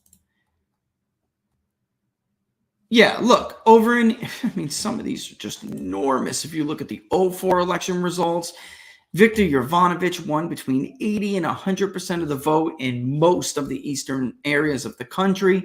In, let's call it Central East, right? He won 60 to 80%. So, and then Yushchenko won ridiculous numbers in Kiev. Nobody ever accuses Kiev of cheating when they're 92% pro-West. I mean, let me see if I can get this and upload it and show you guys. Again, still, if anybody has the oh, by the way, Laura, conversation I had before we got on the air, we did get that approval. So nice. We're gonna get that deal. That's cool. Yeah, just saw my emails while I was looking for something. Okay. Let me upload this 04 election result, because I want to show you that it's been going on long before anybody ever accused Vladimir Putin of stealing elections in Ukraine. Okay, hold on. Show them the evidence, baby. So there we have it. This is the 04 election result in Ukraine. Okay, and I'm still looking to see if anybody sent a thing, but what is up with the bots and the thing? And Jesus,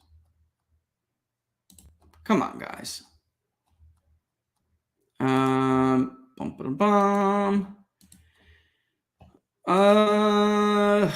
looking through all your comments. I'm not seeing it. Doesn't look like anybody's got like a breakdown of the election result. I just don't see where anybody, can come up with this when there's a long history of this happening. They would want to be part of Russia. Guys, in the Donetsk, before this invasion, we were shelling people. We were shelling innocent people. Okay, I just don't know how to put this nicely. There's no nice way to put this. We were funding a mini genocide. At the hands of Ukraine's military. Okay, they of course they'd want to be annexed. And the Crimean vote wasn't sham either. I mean, what evidence do they have to back that up? What evidence? I really would like to see that. All right, we're getting close to the end, though. Why did Emerson tighten the PA Senate race but expanded Shapiro's margin? I think that we got into some of that earlier. I really do. Caleb, they probably are showing a bigger lead. We're going to, hopefully we're going to find out. Mastriano, just to get into Walker's question too, Walker 971 as Mastriano has time to pull it off. He does. And by the way, 10 points. Pat Toomey was down 10 points to McGinty. Franklin and Marshall had Pat Toomey down by 13 to McGinty, and Pat Toomey won. All right. So yes, absolutely. If we look at some of the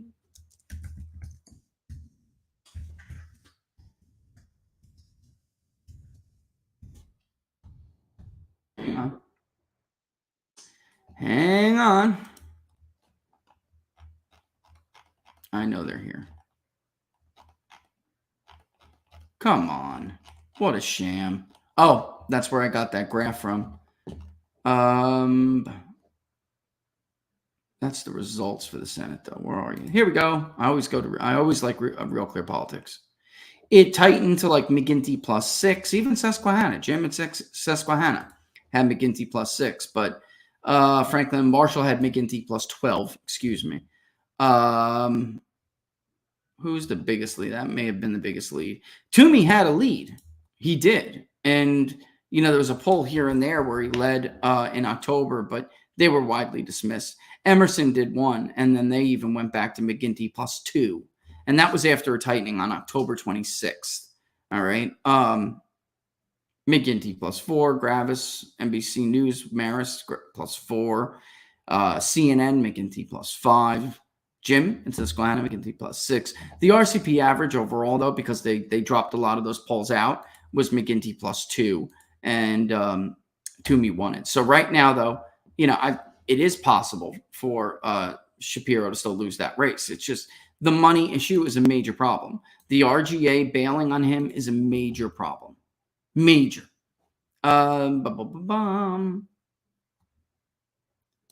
Yeah.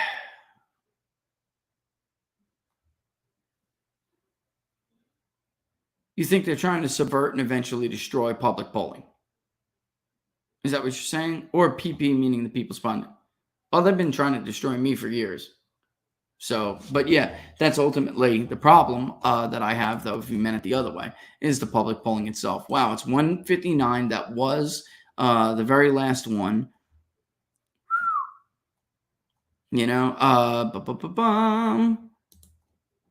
Or he's lying to you. He's lying to you about what? What the hell are you talking about? Does a D +18 sample make sense in Michigan? It depends how. No, I mean, come on. Michigan was R +1 in 2020. But, look. I thought somebody gave me a link. I wish. For the Ukraine vote. I'll take a look at it. But it depends what. I imagine you're talking about Trafalgar, right? The D+. It was large D advantage in Trafalgar.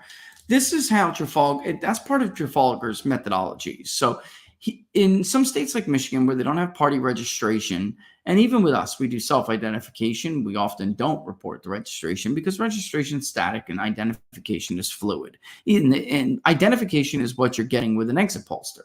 All right. It's not registration with the exit pollster. And what they're trying to do with Trafalgar, and I know he had an enormous slam for the Ds, is simply like primary vote participation. If you voted in a Democratic primary, you'd be inferred as a Democrat. If you voted in a Republican primary, you'd be inferred as a Republican. And they're picking people they know this about already, and then they're sending out these invites, and basically, that's how it goes. A little bit different than how some others do it. But, sometimes party ID, that's why I always tell people, don't fall for that. Oh, well, this poll over sampled Democrats. It's really about representation. It has nothing to do with sampling. Oversampling is perfectly fine as long as they're weighted to represent their appropriate share of the electorate. That's, to me, look, you're not going to catch a big data poll that's got like an 18-point advantage for Democrats on affiliation. That's just not going to happen. But basically, he's pulling it from primary vote history. So independents that may have voted in a Democratic primary before are going to be listed as Democrats. Just like during Trump's nomination in 2016, a lot more independents participated in the Republican primary because Trump had all the excitement. They would have been in Robert's poll listed as a Republican later. Okay. Yep. So there you have it. I hope that makes some sense. We're a little bit different. Sometimes we'll show both registration and identification, but for the most part, we're showing identification. All right. It's a new poll from Trafalgar. Yeah. Let me I'll take a look at it when I'm done here, but I expect Dixon is probably down. I don't think Dixon is, she always had the hardest. I said this immediately after their primaries, Arizona later too. And, Tudor Dixon had the hardest opponent out of all of them. And she was still, whether she loses or not, she was still the strongest candidate. She had a great victory speech. I just don't see the follow through there.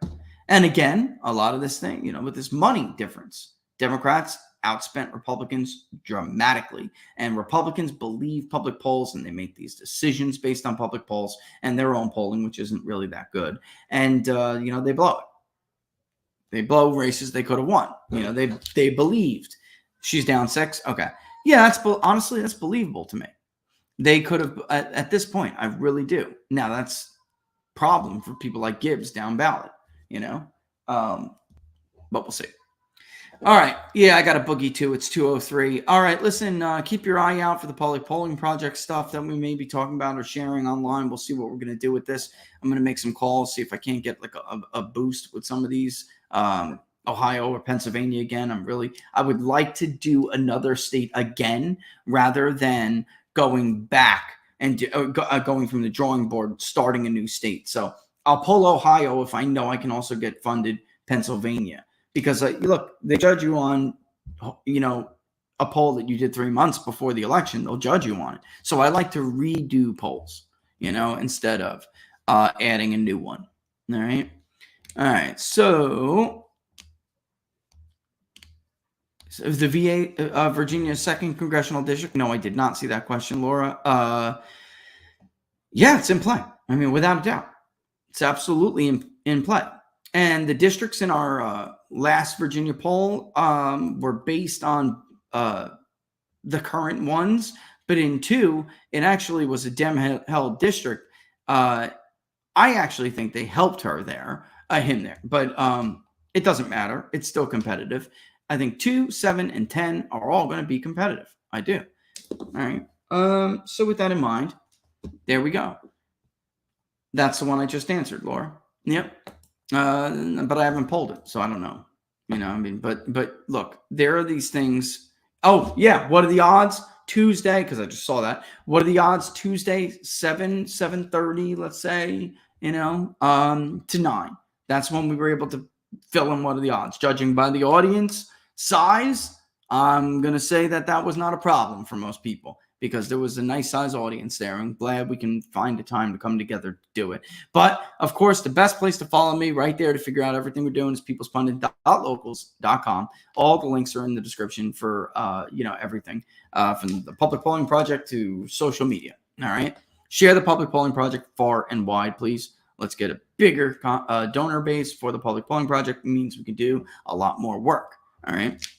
All right. So with that in mind, I'm gonna let this ride. We will see. You have a safe weekend. I hope everybody is good from the storm.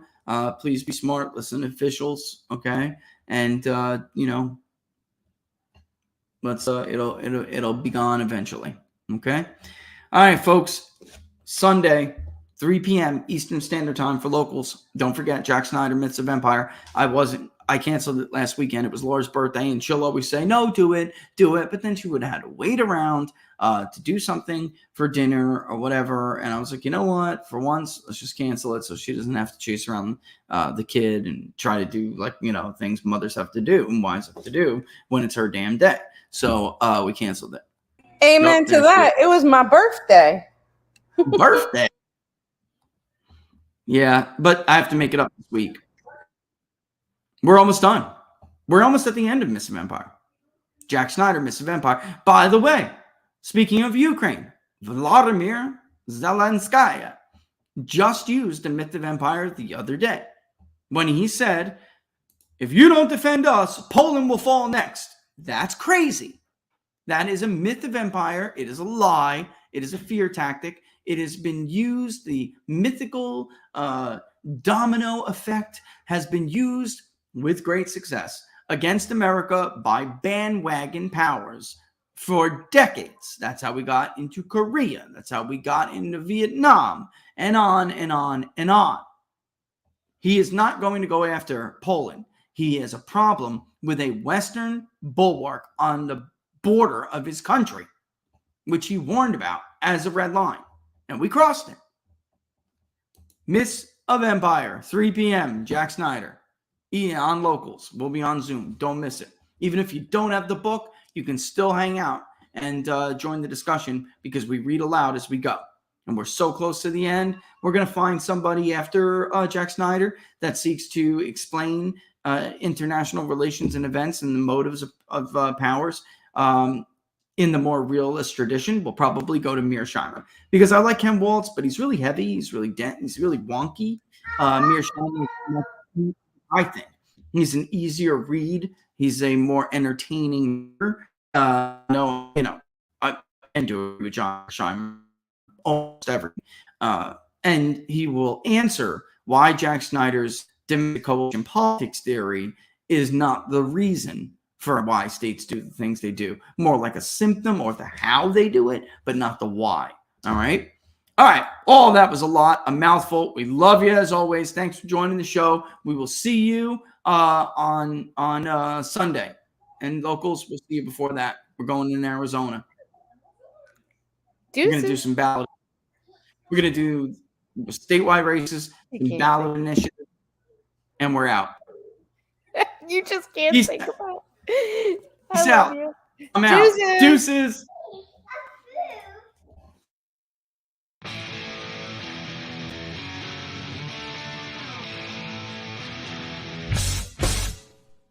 How much you wanna bet that I can get you back inside your head before the summer ends and spread a little love. Just for a little fun, I'll make you come back to me before the rise of every sun.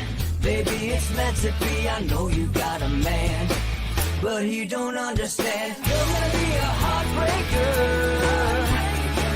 You're such a love taker.